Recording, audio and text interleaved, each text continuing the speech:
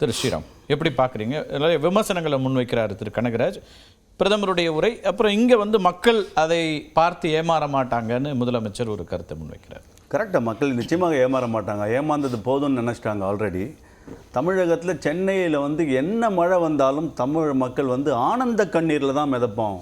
இந்த மாதிரி கெனால் கால்வாயிலெல்லாம் என்றைக்கும் தண்ணி நிற்காது, மக்கள் மிதந்தால் வெறும் ஆனந்த கண்ணீரில் மிதப்போம்னு சொன்னவங்க எப்படி மக்கள் மிதந்தாங்கன்னு அவங்களுக்கே தெரியும்.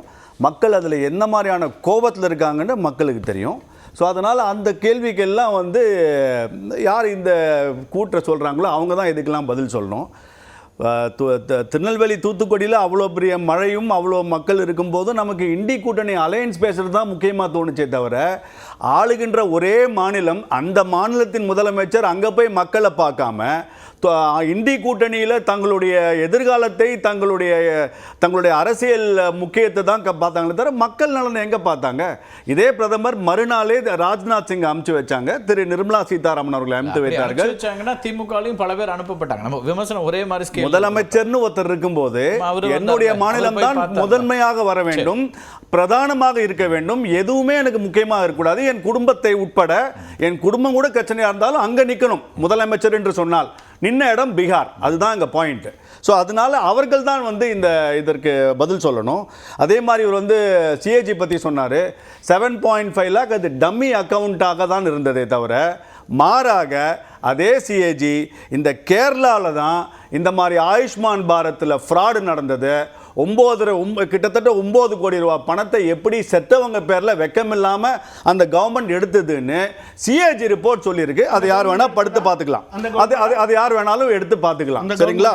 அதனால இந்த பழைய டயலாகை திருப்பி பேசுவதனால எந்த ஒரு மக்கள் எதிர்ப்பும் இல்லைங்க. இன்னைக்கு கூட்டத்தை பார்த்தீங்க, இன்னைக்கு மக்கள் நிச்சயமாக என்டிஏ அலையன்ஸில் எது டிசாஸ்டர் அலையன்ஸ்ன்றதை 2024 எனக்கு ஒன்று கம்யூனிஸ்டுகள் இந்த மாதிரி ஒரு மீட்டிங் போட்டால் ஃபஸ்ட்டு ஒரு 5 சேராவது ஃபில் ஆகுமான்றதை அவங்க பேசிட்டு, இல்லை அவங்க ஏதாவது ஒரு மாநிலத்தில் அவங்க இதை நிரூபிச்சுட்டு அதுக்கப்புறம் என்ன விமர்சனம் வேணால் வைக்கலாம் இவங்க. அதனால அது ஒரு பெரிய கட்சி பேசணும். அது பெரிய கட்சி பாரதிய ஜனதா இங்கே வளராது, இங்கே நிற்காது, போகாதுன்னு பேசலாமே தவிர, ஒரு 5 ரூபா ஃப்ரண்ட்ல கூட்டம் சேருமான்றது தெரியாத கட்சிகள்லாம் இது பாஜகவை பற்றி பேசி கொண்டு போகணும். அது ஒன்றும் பிரச்சனை இல்லை. வளர்ச்சி எது முக்கியன்றதை பேசினார். தமிழ்நாடுக்கு இன்றைக்கி வந்ததுக்கும் 500 மெகாவாட் எலக்ட்ரிசிட்டி கல்பாக்கத்தில் லான்ச் பண்ணிட்டு தான் போனார். 3 வாரம் முன்னாடி வந்தபோது 17,000 கோடிக்கு வந்திருக்கு.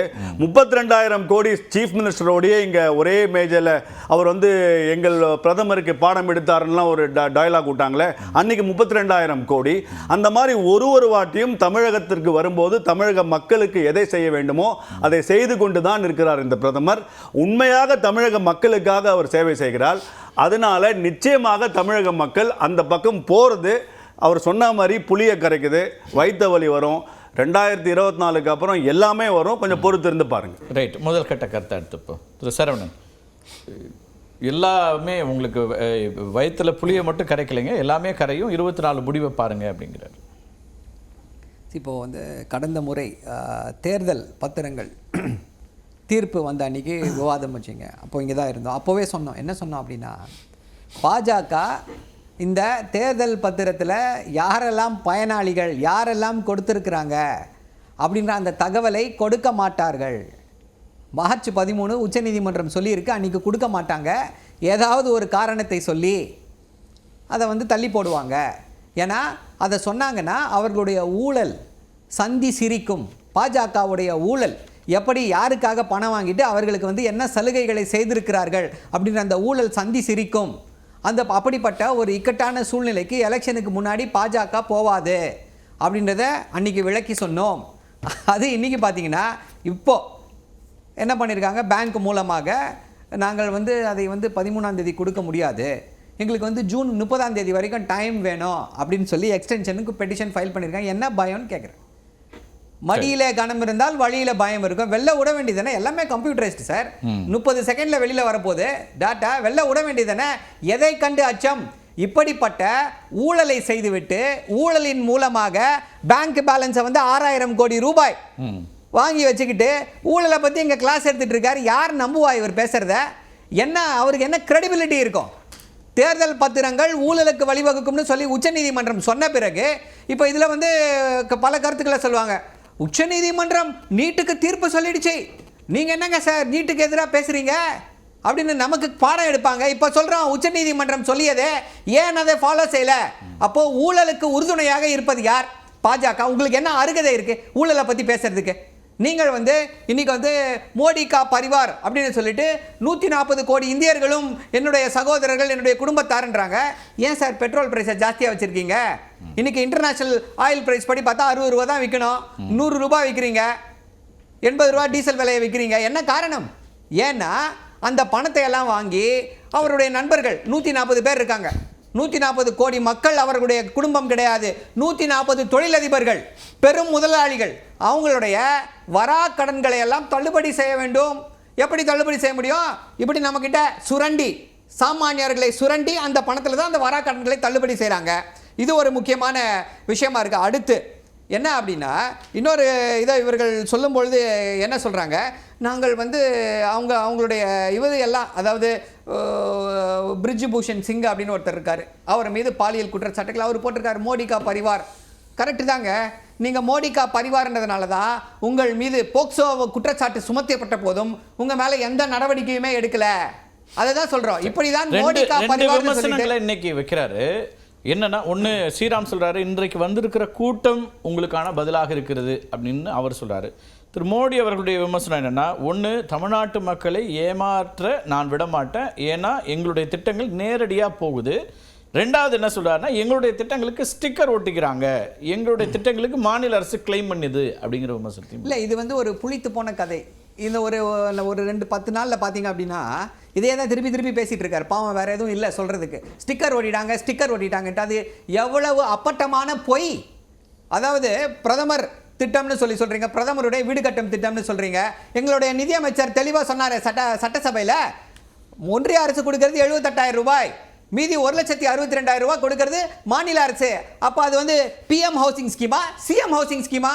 அதே இதில் சிட்டியில் கட்டணும் அப்படின்னா 1,20,000 ரூபாய் தான் வந்து ஒன்றிய அரசு கொடுக்குது, 7 லட்சம் ரூபாய் மாநில அரசு கொடுக்குது. அப்போ யாருடைய ஸ்கீம் அது? அது வந்து மாநில அரசுடைய ஸ்கீமு, சிஎம் ஹவுசிங் ஸ்கீம்னு தான் போடணும். இப்போது இது போல், அதாவது நாங்கள் எல்லாருக்கும் வீடு கட்டி கொடுக்குறோன்னா, ஐயா தலைவர் கலைஞர் அவர்கள் வந்து 1970களில் வந்து குடிசை மாற்று வாரியத்தை கொண்டு வந்தார். உங்களுக்கெல்லாம் நாங்கள் தாத்தா, நீங்கள் வந்து கொண்டு வரக்கூடிய திட்டங்களுக்கெல்லாம் நாங்கள் தாத்தா. தலைவர் கலைஞர் வந்து குடிசை மாற்று வாரியத்தை கொண்டு வந்து தமிழ்நாட்டை குடிசை இல்லாம ஊராக மாற்றினார். எப்போ? 50 வருஷத்துக்கு முன்னாடி. இப்போ நீங்க வந்து அதே கதையை எங்ககிட்ட பேசிக்கிட்டு இருக்கீங்க. இன்னொரு சின்ன கருத்து இதையும் சொல்லிடுறேன். நீங்க சொல்றீங்க டைரக்டா வந்து பெனிஃபிஷியரின்றீங்களே, எல்லாம் என்ன பண்றாங்க? அதே பேங்க்குங்க தான் என்ன பண்ணுது, sufficient balance, minimum balance சொல்லி எடுக்கிறாங்க. அதனால தான் இந்த வெள்ள நிவாரணத்தை வந்து 6,000 ரூபாயை வந்து கேஷா கொடுத்தோம். இவங்களுக்கு வந்து என்னன்னா, நிதியமைச்சருக்கு என்ன வேலை? அவருக்கு என்ன வேலை? அவரு நாங்க பணத்தை எப்படி கொடுத்தா என்ன, அவங்களுக்கு என்ன பிரச்சனை? பேங்க் மூலமா கொடுங்கன்னா நீங்க அந்த பணத்தை எடுத்து உங்க ஃப்ரெண்ட்ஸுக்கு கொடுக்கறதுக்கா? எப்படி அதை ஏற்றுக்கொள்ள முடியும்? இன்னொரு முக்கியமான குற்றச்சாட்டை வைக்கிறாரு. ஆளும் கட்சி ஆதரவோடு போதைப் பொருள் புழக்கம் தமிழ்நாட்டில் இருக்குங்கிறது இன்னைக்கு பிரதானமாக எடுத்து அதன் மீது நடவடிக்கை எடுப்போம், தமிழ்நாட்டில் வந்து குழந்தைகளுடைய எதிர்காலம் முக்கியமாக இருக்குது அப்படிங்கிற விமர்சனத்தையும் இன்னைக்கு அவர் முன் வச்சிருக்கிறார். இது வந்து ஒரு அப்பட்டமான ஒரு சந்தர்ப்பவாத ஒரு பொய்யான குற்றச்சாட்டு. அதுக்கு என்ன சொல்கிறாங்க, திமுகவில் இருக்காருங்க ஒருத்தர், அவர் மேலே வந்து இப்படிப்பட்ட போதைப் பொருள் குற்றச்சாட்டுகள் இருக்குது அப்படின்னாங்க. இருந்துச்சு அப்படின்னு சொல்லி தகவல் வந்த உடனே அவரை உடனடியாக கட்சியிலிருந்து நீக்குகிறோம். அவருக்கு வந்து என்ன ஏதோ நீங்கள் சொல்கிற இப்போ சேலஞ்ச் பண்ணுறோம், நடவடிக்கை எடுங்க, யாரெல்லாம் சம்மந்தப்பட்டிருக்கிறார்களோ நடவடிக்கை எடுங்க. இப்படி சொல்லக்கூடிய பாஜக குஜராத்தில் முந்த்ரா துறைமுகத்தில் எத்தனை 1000 கோடிகள் சார், நான் லைனாக காமிக்க முடியும் என்னால், எத்தனை இதை வந்து இது பண்ணியிருக்காங்க, எத்தனை 1000 கோடிகளுக்கு வந்து குஜராத்தில் இருக்கக்கூடிய முந்த்ரா துறைமுகத்திலிருந்து அந்த பொருட்கள், போதைப் பொருட்கள் இந்தியா முழுக்க கடத்தப்படுகிறதுன்னு சொல்லி பார்த்தீங்க அப்படின்னா, மினிமம் இதில் வந்திருக்க நியூஸு, இவங்க வந்து இன்டர்செப்ட் பண்ண அந்த போதைப் பொருட்களுடைய விலை மட்டுமே பார்த்தீங்க அப்படின்னா எப்படி பார்த்தாலும் ஒரு 40,000 50,000 கோடி. இன்டர்செப்ட் பண்ணதே 40,000 50,000 கோடி அப்படின்னா, அப்போ இன்டர்செப்ட் பண்ணாமல் விட்ட முந்த்ரா துறைமுகத்தை நிர்வகிப்பது யார்? உங்களுடைய நண்பர் அதானி அவர்கள். அவர் தான் அதை நிர்வகிக்கிறாரு. ஸோ இதெல்லாம் உங்களுக்கு தெரியாது. அதே போல போதைப் பொருட்கள் வந்து இந்தியாவில் எங்கேயுமே வந்து பெருமளவில் உற்பத்தி செய்யப்படுவது கிடையாது. அவை வெளிநாடுகளிலிருந்து கடத்தப்படுறதுக்கு போர்ட் ஆஃப் என்ட்ரி அது நமக்கு இருக்கக்கூடிய தகவல்களை பார்த்தீங்க அப்படின்னா தெளிவாக தெரிகிறது, குஜராத்துடைய முந்த்ரா துறைமுகம். அப்போ யார் மேல நடவடிக்கை எடுக்கணும்? இந்தியா முழுக்க போதைப் பொருட்கள் பரவுவதற்கு யார் காரணம்? மோடிஜி காரணமா? ஏற்றுக்கொள்வாரா இந்த குற்றச்சாட்டை? எப்படி இவர்கள், அதுதான் சொல்றேன், என்னன்னா என்ன நடக்கிறது, என்ன கள நிலவரம் என்பதை அறியாமலே யாரோ எழுதி கொடுக்கிறத போட்டு வந்து இங்க வந்து இப்படி நடக்குது அப்படி நடக்குதுன்னு எத்தனை பாஜக நிர்வாகிகள் அதை ஒட்டி நடக்கக்கூடிய விசாரணை இதெல்லாமும் ஃபேக்ட் தானே. ஒரு பக்கம் அதை குறிப்பிடுறாரு பண்ணுங்கன்றாங்க. இருக்கலாம், யாரோ ஒருத்தர் செய்திருந்தா நடவடிக்கை எடுங்க, அவரை கட்சியிலிருந்து நீக்கி விட்டோம். நீங்க பாலியல் குற்றவாளியை வந்து மோடிக்கா பரிவார்னு சொல்லி வெக்கங்கட்டு போட்டு வச்சிருக்காரு. இதற்கு என்ன பதில் சொல்ல போகிறார் மோடி? பதில் சொல்வாரா? இதை பேசலாம் மனுஷன். உங்கள்கிட்ட அவரையும் முடிச்சுட்டு நிறைய வந்துடுறேன்.